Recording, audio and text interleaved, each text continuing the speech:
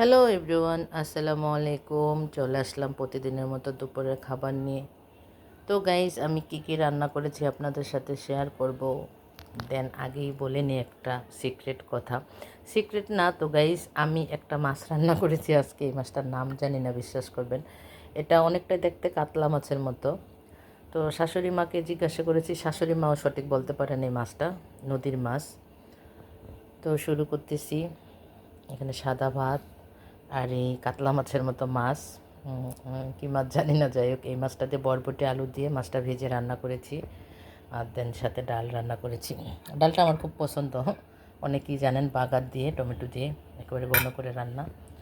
তো গাইজ দেখেন, আজকে এতটুকুই রান্না করেছি। রিজিকে যা ছিল অতটুকুই রান্না করেছি। ভালো লাগলে অবশ্যই লাইক কমেন্ট দিতে ভুলবেন না।